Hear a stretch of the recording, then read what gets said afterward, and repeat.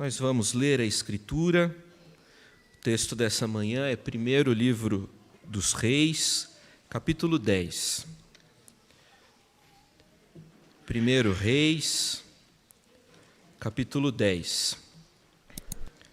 Primeiro Reis encontra-se no bloco dos livros históricos do Antigo Testamento. Primeiro Reis, capítulo 10. Nós vamos ler a partir do verso 14. Vamos ler do verso 14 ao verso de número 29. A leitura será feita da seguinte forma. O pessoal que está ali em cima, vocês vão me acompanhar, ok? A gente começa. Verso 14. Aí o pessoal que está aqui à minha direita, continua. Verso 15. O pessoal que está aqui à minha esquerda, verso 16. E aí no verso 17 volta. Eu e o pessoal lá de cima. Vamos tentar? Ok? Eu e o pessoal de cima, 14. Aqui depois o pessoal da esquerda. Vamos lá, gente. O peso do ouro que se trazia a Salomão cada ano era de 666 talentos de ouro.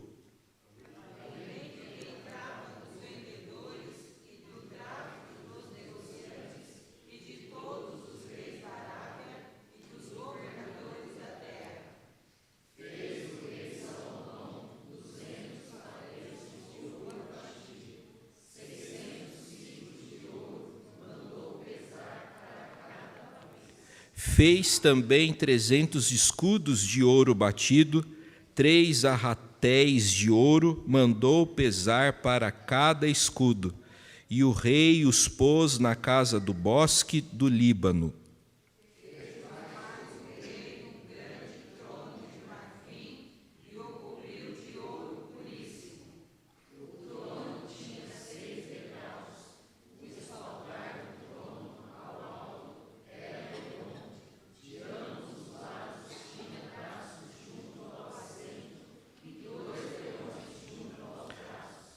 Também 12 leões estavam ali sobre os 6 degraus, um em cada extremo destes.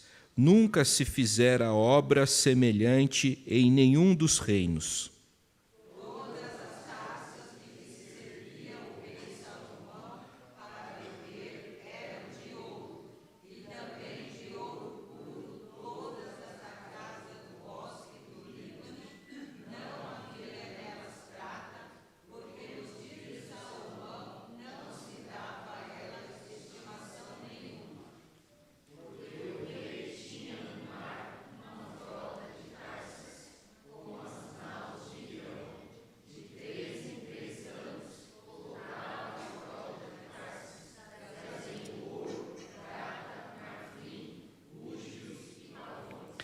Assim o rei Salomão excedeu a todos os reis do mundo, tanto em riqueza como em sabedoria.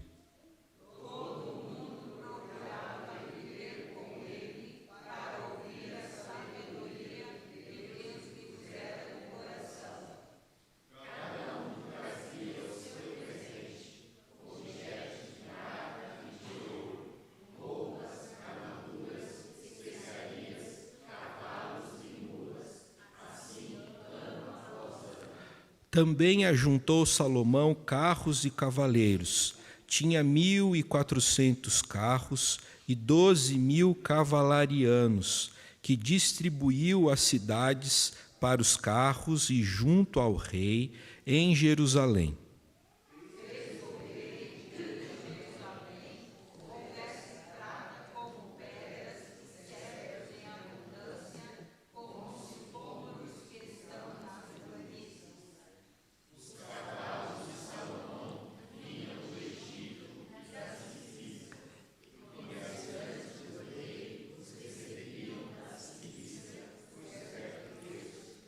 Importava-se do Egito um carro por 600 siclos de prata e um cavalo por 150, nas mesmas condições. As caravanas os traziam e os exportavam para todos os reis dos heteus e para os reis da Síria. Vamos orar mais uma vez? Pai querido, a Tua palavra foi lida e nós imploramos, nós rogamos ao Senhor para que nesse momento o Senhor fale com a gente.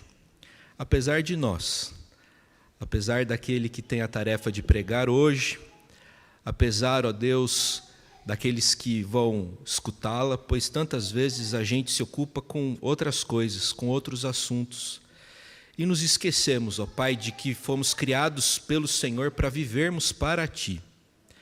Então, ó Pai, nesse momento imploramos para que o Senhor desperte o nosso coração, a nossa alma, o nosso espírito, a fim de que possamos ouvi-lo com clareza.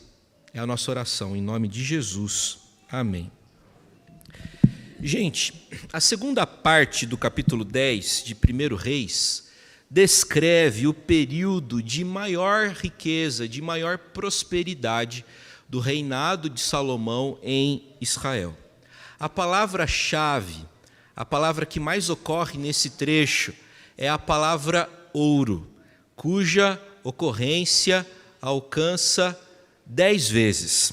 Ou seja, a Bíblia quer impressionar os seus leitores com as esplêndidas glórias do reino dourado de Salomão.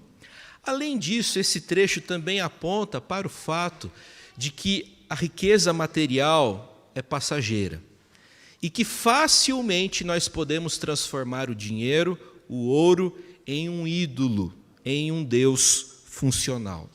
Para descrever a riqueza absolutamente atípica, excepcional de Salomão, o autor registrou para nós a sua origem e listou os numerosos itens que Salomão ordenou fazer com o seu ouro. O verso 14, o primeiro versículo desse bloco de textos que lemos, revela a principal fonte da grande fortuna de Salomão, o peso do ouro que se trazia a Salomão anualmente era de 666 talentos, é muita coisa, porque um talento equivale a 35 quilos, ou seja, todos os anos Salomão recebia cerca de 23 mil toneladas de ouro. E quem é que oferecia esse ouro para Salomão? O povo. Sempre o povo. Trabalhador, pagador de impostos, pagador de tributos. Salomão tinha, como nós vamos ver, outras fontes de renda. No entanto, a principal origem da sua riqueza, do seu dinheiro, era o povo pagador de impostos. Especialmente o povo camponês das tribos do norte, visto que aquela região continha em Israel terras mais férteis. O que Salomão fez com tanto ouro? É ouro demais, não é, gente? A partir do verso 16, a palavra que mais ocorre é a palavra fez. Essa palavra se repete diversas vezes nesse trecho. O escritor sagrado fez questão de registrar para nós os numerosos itens que Salomão fez com o precioso metal que ele dispunha em abundância. O texto vai dizer para a gente que Salomão fez para si de ouro puro 200 paveses. Um pavês era um escudo gigante, simplificando. Um pavês era um escudo enorme que protegia o soldado por inteiro.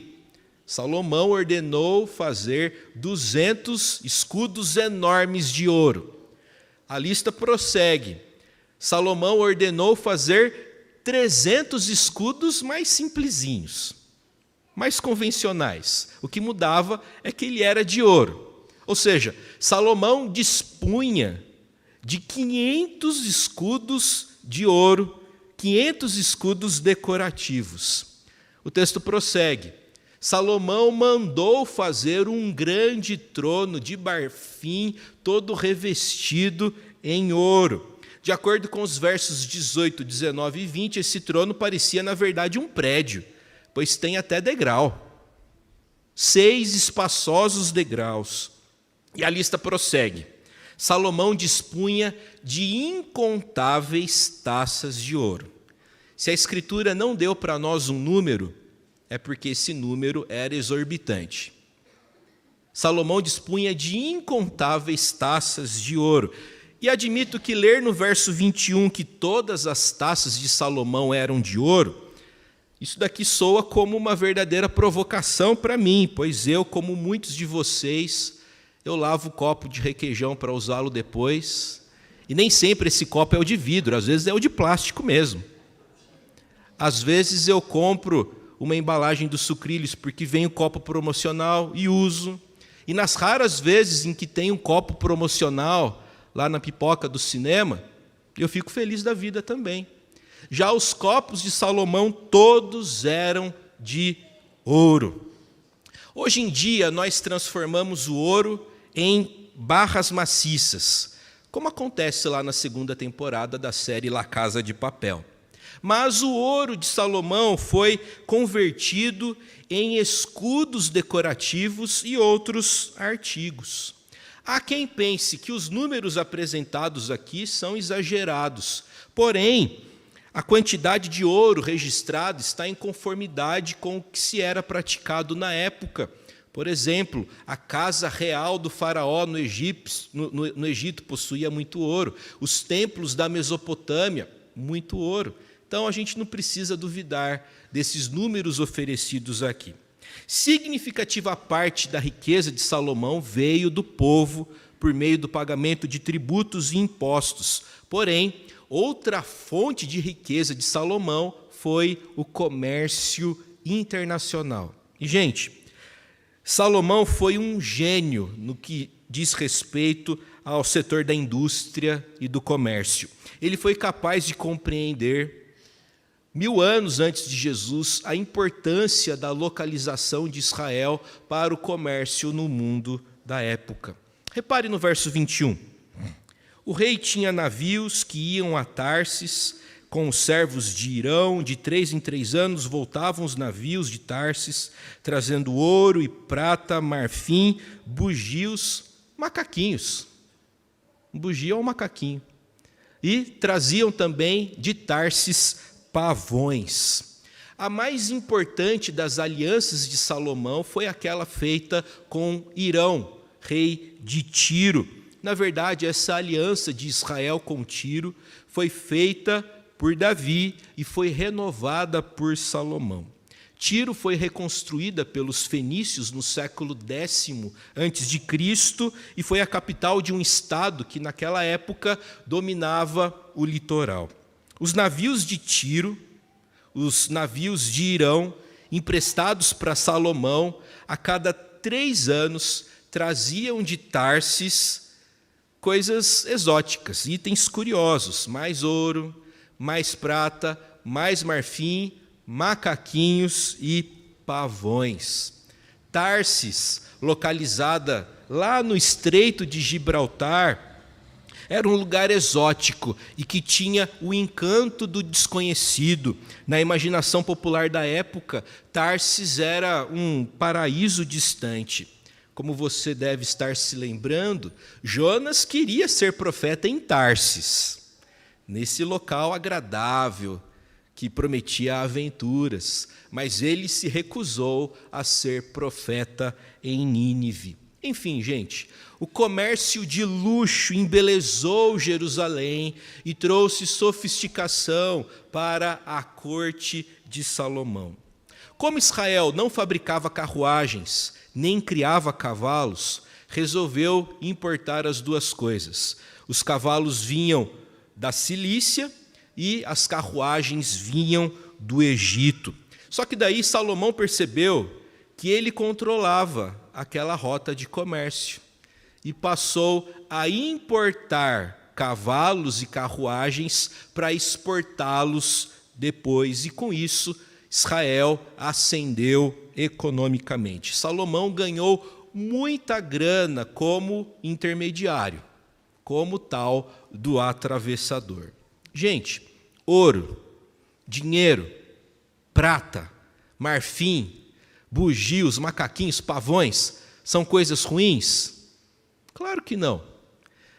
Mas a gente pode transformar essas coisas em algo extremamente prejudicial e danoso para nós. Algumas coisas são muito boas, mas se utilizadas incorretamente, essas coisas que são boas podem se transformar em algo horrível para a gente. Pense, por exemplo, no feijão.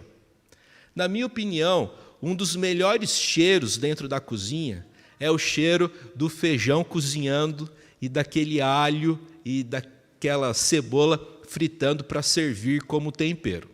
Eu adoro esse cheiro. Um cheiro extremamente agradável. Porém, quando o feijão estraga, é um dos piores, não é verdade? E não sei se isso acontece lá na casa de vocês. A geladeira começou a cheirar meio estranho. Pode procurar um Tupperware, tem um feijão lá. Então, aquilo que é o melhor cheiro se transforma no pior. O dinheiro, gente, é como feijão. Coisa boa, coisa que pode trazer bênçãos para a gente, coisas legais. Mas se a gente passar a se relacionar de forma errada com o dinheiro, aquilo que é bom se transforma em algo ruim. Aquilo que é bênção se converte em maldição. E é aqui que a história de Salomão toma um rumo trágico. Ele foi fiel a Deus durante muito tempo na sua vida. Contudo, em algum momento da sua caminhada, Salomão começou a fazer concessões. Salomão passou a confiar em outras coisas. Salomão fez concessões espirituais, de modo que ele parou de seguir a Deus com todo o seu coração e passou a depositar a sua confiança, o seu interesse, a sua atenção no dinheiro. Salomão começou a amar o dinheiro e começou a sentir confiança nele. Só que a lei de Moisés, de forma clara, proibia isso. A lei de Israel, a lei de Moisés, claramente interditava ao rei a aquisição e o acúmulo de muitos bens materiais. Deuteronômio 17:17 proíbe o rei de Israel de acumular para si muito ouro e muita prata. Apesar dessa interdição clara, Salomão foi lá e adquiriu, juntou para si muitos recursos. O desejo de acumular e de possuir começou a controlar o seu coração. Talvez seja difícil definir exatamente quanto ouro é demais, mas provavelmente foi algum momento entre o primeiro escudo de ouro e o escudo de número 500. Possivelmente foi aí que Salomão se comprometeu. Meus irmãos, nós enfrentamos a mesmíssima tentação.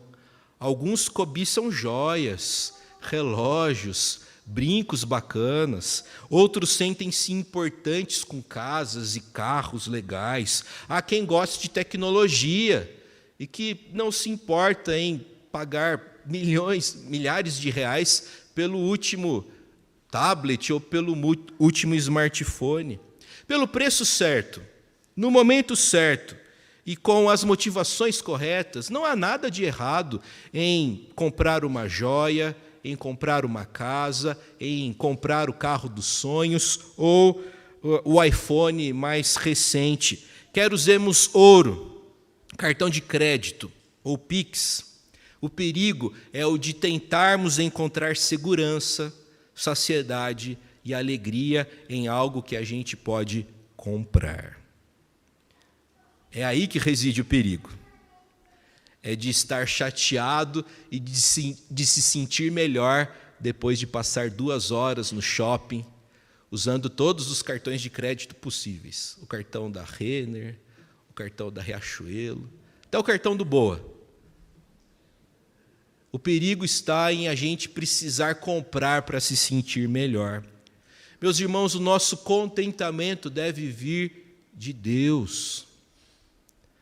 Como o apóstolo Paulo, nós devemos ser capazes de declarar: Aprendi a viver contente em toda e qualquer situação.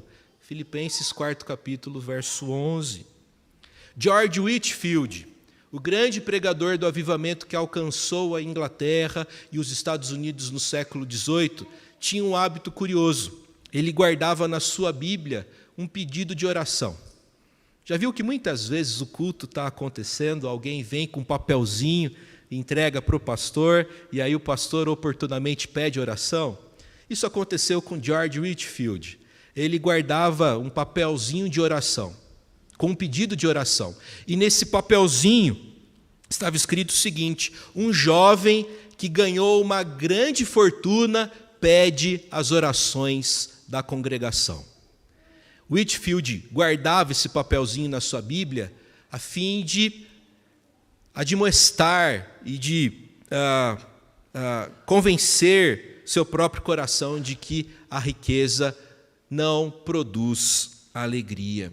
Nós precisamos aprender a nos contentarmos com o suprimento das nossas necessidades e não dos nossos desejos. Precisamos aprender a arte de vivermos contentes e satisfeitos com o suprimento das nossas necessidades e não dos nossos desejos. Uma coisa é ter vontade de matar a fome. Outra coisa bem diferente é querer matar a fome na churrascaria. A fome é do corpo. A vontade de comer tender, picanha e outras coisas é da alma. Então a gente precisa aprender essa arte de nos contentarmos com o suprimento das nossas necessidades e não dos nossos desejos. Não fique fascinado com o dinheiro, porque na verdade toda renda é variável. No universo dos bancos e das corretoras há diversas modalidades. Há a chamada renda variável e há a tal da renda fixa. Não se iluda, toda renda é variável. O dinheiro troca de mão. O ouro que estava em Israel no capítulo 10 foi parar no Egito no capítulo 14. E outra, quando Salomão morreu, ele não levou nada daquilo consigo. O apóstolo Paulo declarou que nada temos trazido para o mundo, nem coisa alguma podemos levar dele. 1 Timóteo capítulo 6, verso 7. O patriarca Jó declarou: nu saí do ventre de minha mãe e nu voltarei. Salomão não confiava apenas no Senhor, Salomão passou a confiar também no seu ouro. E ele passou também a confiar no seu próprio exército. Salomão fez outra coisa interditada pela palavra de Deus. Ele fortaleceu sobremaneira o seu exército. Salomão reforçou o exército de Israel com o uso de cavalos e de carruagens. Israel nunca tinha usado carruagens antes, até mesmo porque não precisava, porque as batalhas na época de Davi eram em terrenos mais irregulares, e Israel ainda não dispunha de uma aristocracia militar. Em Deuteronômio 17:16, nós encontramos uma outra orientação para o rei de Israel. Não multiplicará para si cavalos, nem fará voltar o povo ao Egito para multiplicar cavalos, pois o Senhor vos disse: nunca mais voltareis por este caminho. O que Salomão faz é o que a Escritura interdita. Salomão resolveu deliberadamente desobedecer a Deus. Como agenciador entre os egípcios e os sírios, Salomão importava barato e exportava muito caro, ficou rico, mas pagou um preço alto por conta da sua desobediência. Israel não deveria confiar no seu próprio exército. Israel deveria confiar tão somente no Senhor. Lembram-se da nossa primeira leitura? Salmo 121, de onde me vem o socorro? Eleva os olhos para os montes, de onde me vem o socorro? O meu socorro vem do Senhor. Depois que o povo de Israel saiu do Egito, eles tiveram que lidar com várias batalhas. os exércitos inimigos possuíam carruagens que não subiam o morro. Então, para os israelitas, as montanhas se transformaram em um lugar privilegiado, em um lugar de segurança. Os antigos hebreus se sentiam seguros no alto das montanhas. O salmista está nos recordando de que a segurança do povo de Deus não está no local protegido, mas sim em viver debaixo da bênção e da proteção do Senhor. Eleva os olhos para os montes, de onde me vem o socorro. O meu socorro vem do Senhor. Gente, quando chegamos no capítulo 11 de 1 Reis, Salomão está, do ponto de vista espiritual, falido. Ele vai se comprometer com a idolatria. Ele vai se associar a diversas mulheres e vai construir templos para essas divindades. O homem que construiu o templo para o Senhor em Jerusalém dedica-se também, no final de sua vida, à construção de santuários para ídolos. Quando é que isso começou?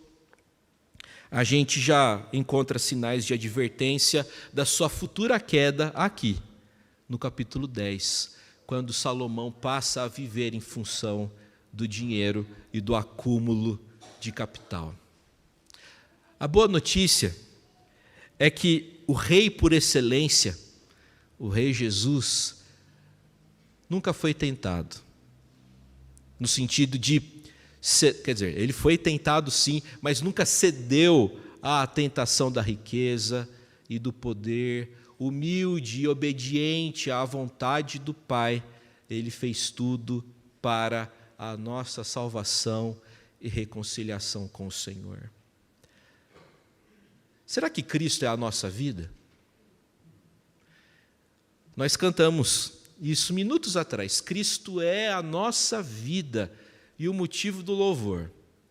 Eu amo essa canção, mas eu admito que enquanto eu entoava ela hoje, eu fiquei me perguntando, será que Cristo é a minha vida? Ou será que eu cantei por cantar?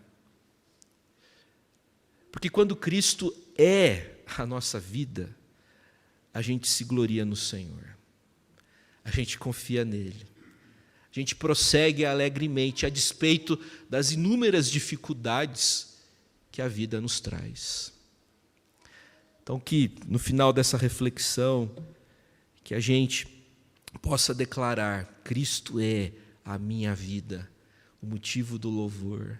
Não vivo para acumular dinheiro, não vivo para receber o aplauso de outras pessoas, vivo tão somente para a glória do Senhor.